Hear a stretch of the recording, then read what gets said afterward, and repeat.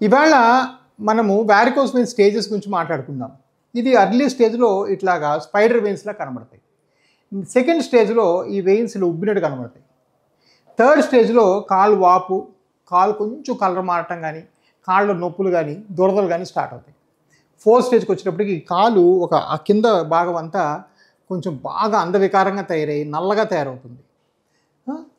దాని తర్వాత స్టేజ్‌లో కాళ్ళలో పుళ్ళు పడతాయి. ఫిఫ్త్ అండ్ సిక్స్త్ స్టేజ్‌లో. సో, మనము అన్ని స్టేజుల్లో కూడా ట్రీట్మెంట్ చేయగలం. ఈ ఎర్లీ స్టేజ్‌లో మనం క్లాక్స్ అనే ప్రొసీజర్ చేస్తే మీ స్పైడర్ వెయిన్స్ వెళ్ళిపోతాయి. ఈ స్టేజ్‌లో చేస్తే మనం లేజర్స్ చేసుకోవచ్చు. కానీ మీరు ఈ స్టేజ్‌లో నెగ్లెక్ట్ చేసేసి, ప్రాబ్లమ్‌ని వదిలేసి, ఇలా పుండు పడిపోయినంత వస్తే మాత్రం మీకు చేయడం చాలా కష్టతర సాధ్యం అవుతుంది. మీకు కనీసం 10 సార్లు హాస్పిటల్‌కి వచ్చి పోవటం, కాళ్ళు కట్లు కట్టుకోవటం, కాళ్ళకి రకరకాల ట్రీట్మెంట్ చేయడం, కొన్నిసార్లు చర్మం మార్పిడి చేయడం, కొన్నిసార్లు అది తగ్గకపోయే అవకాశం కూడా ఉంది.